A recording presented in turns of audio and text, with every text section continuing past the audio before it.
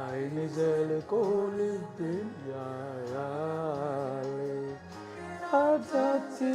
አታትዋሽም አትታለል አይን ዘልቆ ልብን ያያል አይን ዘልቆ ልብን ያያል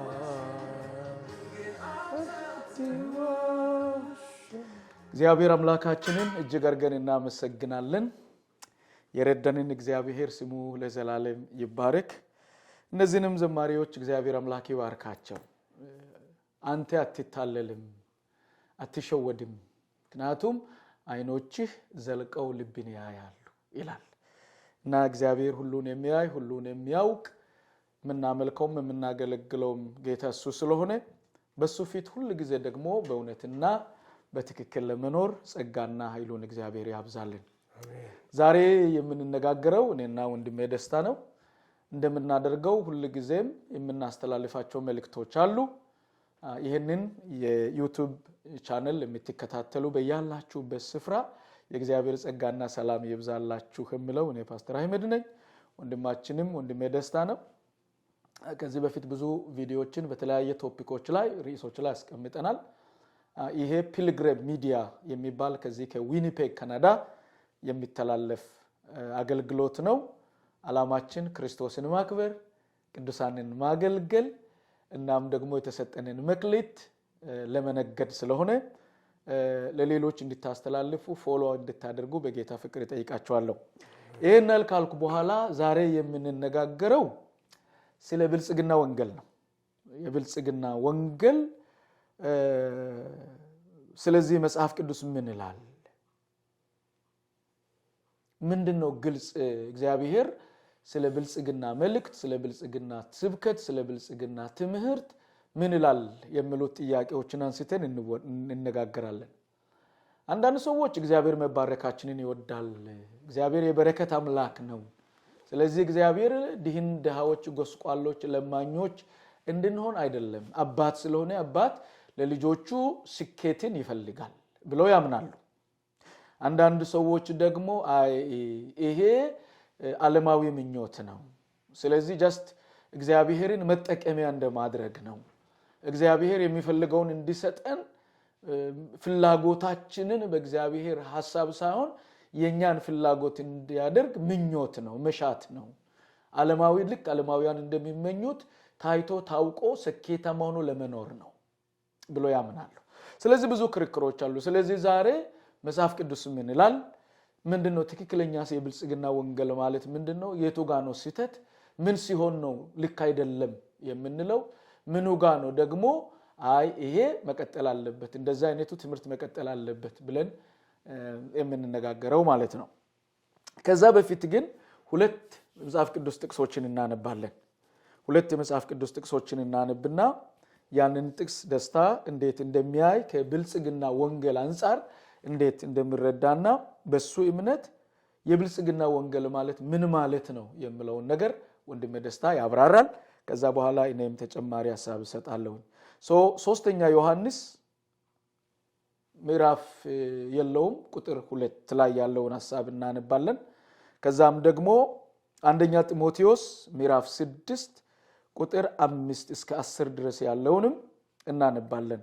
ስለዚህ ወንድሜ ደስታ ያንን ሁለቱን ያነብና ከዛ ካነበበ በኋላ በዛ ስፍራ ስለ ብልጽግና ወንጌልን ወይም ደግሞ ጳውሎስ ዮሐንስም ስለ ወንጌል ስለ እውነተኛ ብልጽግና የተናገሩትን ሐሳብ ያብራራል። ኦኬ ወንድሜ ደስታ ዌልካም። ሰላም በላቸውና ቀጥል። ሰላም ለእናንተ ይሁን ቅዱሳን።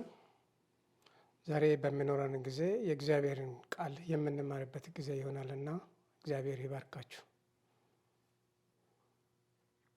አሜን። አንደኛ ጢሞቴዎስ ምዕራፍ 6 ቁጥር 5 እስከ 10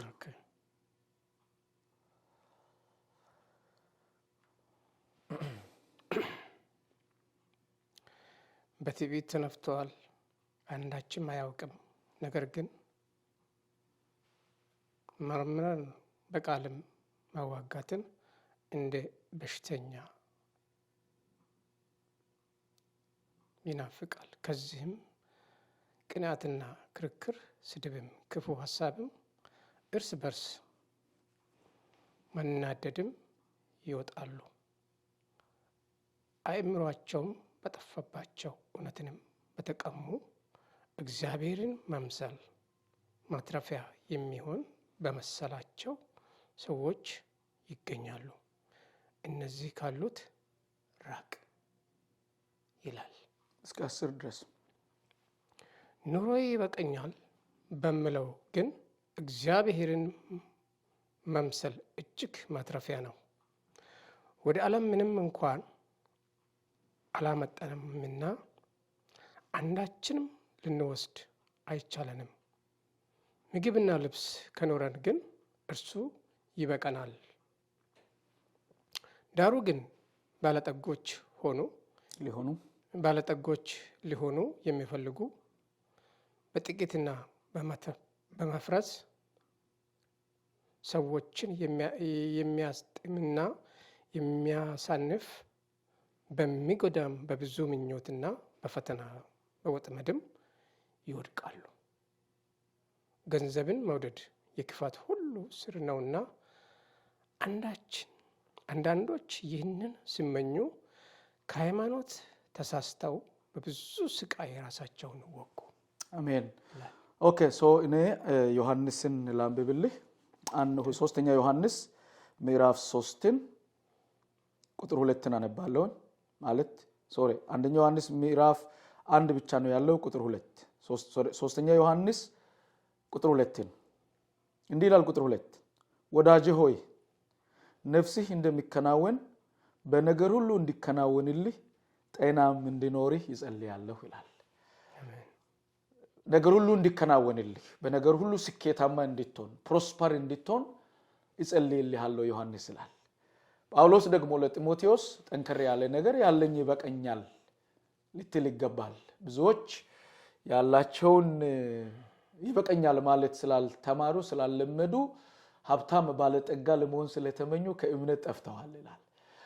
ስለዚህ አንደኛው ፕሮስፐሪቲን የሚደግፍ ነው ዮሐንስ። ስኬትን በረከትን የሚደግፍ ነው። አንደኛው ነገር ደግሞ እነዚህ አይነት ነገር ነፍስን የሚጎዳ ነው ብሎ ይናገራልና ስለዚህ ስለ ብልጽግና ወንጌል አሁን እነን ሁለቱ ላይ ቆመ። በተለይ ከዚህ ከጢሞቴዎስ መልእክት ምንድነው የተረዳው ስለ ብልጽግና ወንጌል? በዚህ መጽሐፍ በምናይበት ሰዓት ጢሞቴዎስ ላይ ሲናገር ብልጽግና መልካም ነው በእግዚአብሔር ቃል መሰረት፣ ግን እውነተኛ ብልጽግና ከእግዚአብሔር መንግስት ጋራ የተገናኘ ብልጽግና መሆን መቻል አለበት። አሁን ብልጽግናን የሚመኙ እንደዚህ እያደረጉ ራሳቸውን ወጉ ይላል። ይሄ ምን ማለት ነው? የራሳቸውን ሀብት በመፈለግ የራሳቸውን ስኬት በመፈለግ ከእግዚአብሔር መንግስት እየጠፉ ነው፣ እየወደቁ ነው፣ እየሸሹ ነው የማለት ሐሳብ ነው ያለው። እና ይሄንን በምንመለከትበት ጊዜ መጀመሪያ የእግዚአብሔር ቃል ሲናገር አስቀድማችሁ ጽድቁን መንግስቱን ፈልጉ ሁሉ ይጨመርላችኋል ነው የሚለው። አሁን ይሄንንና ያንን ሐሳብ ስናገናኘው ቀጥታ ይሄ የሚናገሩ የሚፈልጉ ሰዎች የእግዚአብሔርን መንግስት ወይም ጽድቁን ሳይሆን ሀብቱን ነው የሚፈልጉትና በብዙ አይነት ራሳቸውን እያሳቱ ያንን የሚሳካላቸውንና የሚያገኙበትን መንገድ እንጂ ከእግዚአብሔር ወንጌል ጋር እውነተኛ የሆነ ጽድቅ የተሞላበት ቅድስና የተሞላበት የእግዚአብሔር ፈቃድ አለ ወይ የለም የሚለው ሳይለዩ የሚሄዱ ናቸው አብዛኞቹ። ግን ከነዚያ ግን አንተ ራቅ ይላል። እና ምን ማለት ነው? ራቅ ማለት አይጠቅምህም ነው። አይጠቅምህም ግን የሚጠቅመው እግዚአብሔር ቅድሚያ የሆነበት ብልጽግና፣ እግዚአብሔር ቅድሚያ የሆነበት ሀብት፣ እግዚአብሔር ቅድሚያ የሆነበት አሰራር ነው። ግን ያለ እግዚአብሔር ስኬቱንና ብልጽግናውን በመፈለግ በዛ ጎዳና ውስጥ የመሮጥ ጉዳይ ግን አንዳችም የእግዚአብሔርን ፈቃድ አያሟላም። በዚህ ዘመን ላይ ያለን ሰዎች በዚህ ዘመን ላይ ያለን እግዚአብሔርን አምላኪዎች የምናገለግል የምናመልክ ሰዎች በአብዛኛው ወደ ውስጣችን ጠለቅ ብለን ስናይ በእግዚአብሔር ጽድቅ ላይ የተመሰረተው አይደለም ብልጽግናችን የአብዛኞቻችን። ይሄ ሊሆን የቻለበት ምንድነው? ቅድም የእግዚአብሔር ቃል እየፈለጉ ራሳቸውን ወጉ ነው እያለ ያለው። ለምን ጽድቁን አልፈለጉም? የራሳቸውን ስኬት ብቻ እየፈለጉ ከእግዚአብሔር መንገድ ሳቱ ነው። ይሄ እንዳይሆን እግዚአብሔር ይጠብቃል። መሆን ያለበት እውነተኛው መጀመሪያ ለእግዚአብሔር ቅድሚያ፣ ለእግዚአብሔር ጽድቅ፣ ለእግዚአብሔር መንግስት መጀመሪያ መሆን አለበት። ከዛ በኋላ ነው ስኬቱም፣ ከዛ በኋላ ነው ጽድቁም። ብልጽግና ማለት ምን ማለት ነው? ብልጽግና በትክክል በላብ በሰራህበት በደከምክበት የምታገኝበት የምታተርፍበት እውነት ነው። ግን ዘመኑንና ሁኔታውን ስናይ አሁን በዚህ ሰዓት በተለይ በዚህ ዘመን ሳይሰሩ ሳይለፉ ይሄ ይሆንልሃል፣ ይሄ ይሳካልሃል፣ ይሄ ይሆንልሃል አምን በል፣ ይሄ ይሆንልሃል ይሳካልሃል አምን በል በሚባል ተደጋጋሚ ንግግር የብዙዎች ተስፋ የጨነገፈ ሆኗል። ይሄ እንዳይሆን ግን በለፈንበት በሰረንበት ተክተን በእግዚአብሔር ወንጌል መሰረት የምናገኝበት እንዲሆን ነው ሐሳቡ የሚያስረዳን። Thank you so much ደስታ። እግዚአብሔር አምላክ ይባርክ። እንግዲህ ሁላችንም በተለያየ እይታ ነው መጽሐፍ ቅዱስን እና ሐሳቦችን የምናየው። እኔ ሁሉ ጊዜ ጳውሎስ ለጢሞቴዎስ የተናገረው ነገር በጣም ጠንካራ ነገር ነው። ይበቃኛል፣ ያለኝ ይበቃኛል። ይሄ ለአንድ አገልጋይ ያለኝ ይበቃኛል ማለት ምን ነበር የነበረው የሚለውን ነገር ምንድነው ጳውሎስ ለጢሞቴዎስ በቃ ይበቃኛል ማለት ማትረፊያ ነው። ሰዎች አይበቃኝም በማለት የበለጠ ሲፈልጉ ባለጠጋ ለመሆን ሲመኙ ላላደል፣ ነገር ግን ባለጠጎች ሊሆኑ የሚፈልጉ በጥፋትና በመፍረስ ሰዎችንም በሚያሰጥምና በሚያሰንፍ በሚጎዳም በብዙ ምኞት በፈተና ወጥመድ ይወድቃሉ ይላል። ባለጠጋ መሆን የሚፈልጉ ስኬትን የሚፈልጉ ፕሮስፐሪቲ ላይ አይናቸውን ላይ ብልጽግና ላይ አይናቸውን ያደረጉ ሰዎች ሳያውቁ ወደ ጥፋት ይሄዳሉ። ፎከሳችን ስኬት ላይ ከሆነ እነሱ ወደዛ ይሄዳሉ እያለ ይናገርና ከዛ ደግሞ እንደው ምን ይላል? ገንዘብን መውደድ የጥፋት ሁሉ ስር ነውና አንዳንዶች ይህንን ሲመኙ ገንዘብ ለማግኘት ሀብት ለማግኘት የሚሄዱባቸው መንገዶችን ይሄንን በመጠቀማቸው አንዳንዶች ምን ሆነዋል? ቀስ በቀስ ከእምነት ራሱ ጠፍተዋል ይላል። እኔ አሁን አንዳንድ ጊዜ የዚህ ዘመን አሁን ለምሳሌ እዚህ ኖርዝ አሜሪካ ላይ ያለውን ሐሳብ ሲመለከት ብዙ አገልጋይ ብዙ ክርስቲያን መንፈሳዊ ህይወቱ እየደከመ ከእግዚአብሔር ነገር ይወጣ ይሄደው ለሌላ ነገር ሳይሆን ገንዘብ ነው። ገንዘብን ለማግኘት በመናደርገው ሩጫ ሳናቅ ከመንፈሳዊ ነገር እየወጣን እንሄዳለን። ይሄንን ነው ያየሁት ያለሁት። ስለዚህ አንዱ አፋችን ባይናገርም ውስጣችን እንፈልጋለን፣ ስኬትን እንፈልጋለን። ስኬትን ስለምንፈልግ ያ ስኬት ደግሞ በጣም ህይወታችን ድሪማችን ራእያችን አንዱን ስናሟላ ሌላውን ለማሟላት ስንጥር ሳናውቅ መንፈሳዊ ነገራችን እየተሸረሸረ ይሄዳል። እግዚአብሔር ያያል። ለዚህ ነው የቅድሙ መዝሙር እግዚአብሔር ውስጥን ያያል፣ እግዚአብሔር ዲፕ ነገር ያያል የሚለውን ነገር የተመለከተ ነው። ናው ይሄንን ሐሳብ እንዲህ በማለት ትላስቀምጥ። አንደኛው ምንድነው ራሱ የብልጽግና ወንጌል የሚለውን ሲመለከት የብልጽግና ወንጌል ማለት በዚህ በሁለቱ ስፍራ ባነበብነው ስፍራ መሰረት ስንመለከት የእግዚአብሔርን ቃል ማጣመም ማለት ነው። የእግዚአብሔርን ሐሳብ አጣሞ የእግዚአብሔርን አጀንዳ አጣሞ ለራስ ፍላጎት ማዋል ማለት ነው። የብልጽግና ወንጌል ማለት እሱ ነው። በእንግሊዘኛው ዲስቶርት ማድረግ ነው እንላለን። እግዚአብሔር የሚባርክ አምላክ ነው። እግዚአብሔር ብዙ ስፍራዎች ስለ በረከት የተናገራቸው አለ። ያንን እግዚአብሔር ለበረከት የሚያደርገውን ነገር አጣሞ ለራስ ፍላጎት ለራስ በሚመች መንገድ ማስተላለፍ መናገር ነው። ለምንድን ነው የምንለው? ዛሬ አንዳንድ ቤተክርስቲያኖችን ስትመለከት ዝራ የሚሉት አሉ። ዘር ዝራ ሲድ አድርግ። ከዛ በኋላ አሁን ስታይ በመስጠት ይባረካል፣ በመስጠት እንዴት ይሆናል የሚለው ኮንሰፕቶች አሉ። የስ በመስጠት በረከት አለ። ነገር ግን አሁን እዚህ ጋር ሰዎች ለግለሰባቸው ለግላቸው ለራሳቸው ለሚመች እንዴት ነው የሚጠቀሙት? ለእግዚአብሔር መንግስት የሚመች ለእግዚአብሔር ዓላማ የሚመቸው ነገር አይደለም ነው። ስለዚህ ፕሮስፐሪቲ ማለት በብዙ ትክክለኛው ቋንቋ ምንድነው? በገንዘብና የተሟላ ጤንነትና የተሟላ በቂ የሆነ ገንዘብ ወይም ለኑሮ በቂ የሆነ ነገር ማግኘት ነው ፕሮስፐሪቲ ማለት። በቂ የሆነ ነገር ማለት ፕሮስፐሪቲ ማለት ጋራንቲ ዌልት ኤንድ ፊዚካል ሄልት ማለት ነው። ያንን በቂ የሆነውን ነገር ለማግኘት ፕሮስፐሪቲ ጎስፔል ወይም ደግሞ የብልጽግና ወንጌል ወዴት ነው ፑሽ የሚያደርገን? እምነት ሊኖር ይገባል። ቃል ማውጣት አለብህ። ያንን ገንዘቡን ለማግኘት አገኛለሁ ማለት አለብህ። ጤናማ ነኝ ማለት አለብህ። ተፈውሻለሁ ማለት አለብህ። ንጹህ ነኝ ማለት አለብህ። ስለዚህ ምንድነው ያ ነገር ካልሆነልህ እምነትህ የለህም ማለት ነው። ያ ነገር ደግሞ እንዲሆንልህ ያንተ እምነት ወሳኝ ነው ወደሚለው ነው። ብልጽግና ወንጌል ስለዚህ ወዴት ይወረውራል? አሁን ያንተ በረከት፣ ያንተ ስኬት፣ ያንተ እይታ በአንደበትህ ላይ ነው ያለው፣ በውስጥህ ነው ያለው። ፖቴንሻሊ አንተን የምታወጣው፣ አንተን የምትናገረው፣ አንተ ስትናገር ይሆናል፣ በመናገር ይሆናል የሚለው ትምህርት ነው የብልጽግና ወንጌል የሚለው ቃል ማለት ነው። ስለዚህ እምነታችን ለሚፈጠረው ነገር ፈጣሪ እምነታችን ነው፣ ንግግራችን ነው። አንዱ እሱ ነው። ካፋችን የሚወጣው ነገር ከእግዚአብሔር አፍ እኮ የሚወጣው ነገር አይደለም። እኛንን ነገሮችን የምንቀይረው። አሁን አንዳንድ ጊዜ ሳናውቅ የፕሮስፐሪቲ ወንጌል እንኳን ሳይሉ የሚናገሩት ነገር፣ የሚያደርጉት ነገር፣ የሚያስተምሩት ትምህርት ምንድነው እየሆነ ያለው?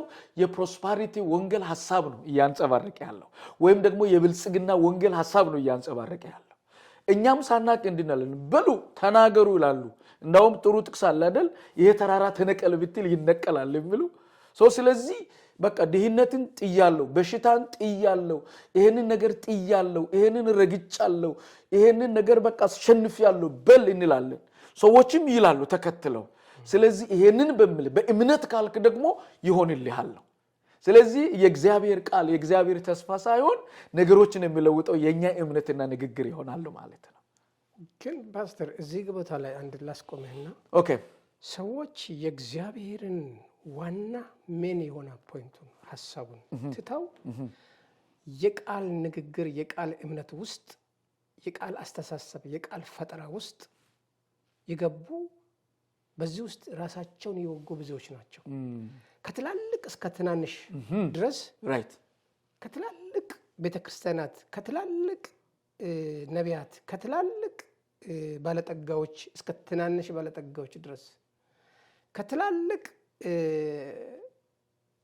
በሰው ታዋቂነትን ያካገኙ ሰዎች ጀምሮ እስከ ታች በሚታይበት ድረስ ግን ያ የብልጽግና ወንጌል የብልጽግና አካሄድ የሚናገሩበት ቃል ሁሉ ተሰብስበው ወደ ራሳቸው ከረጢት ውስጥ እንዲገባ ነው። ዋና ውስጡን ፈተሸው ብታየው ሞቲቭ ውስጡን ፈተሸው ብታየው ከታች አልፎ ወደ እነሱ ነው የሚያልፈው።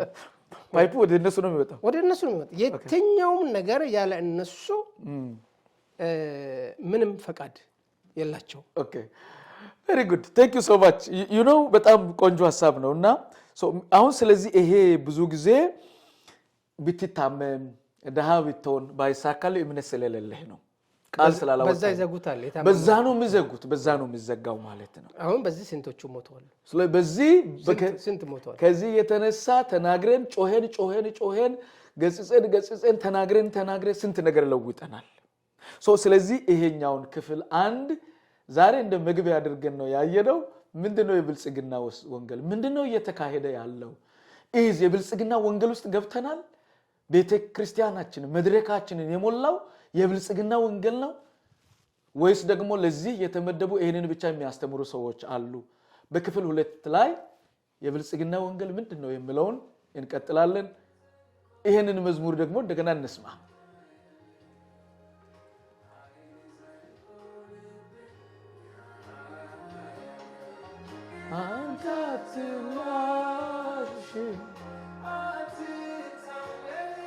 አሜን።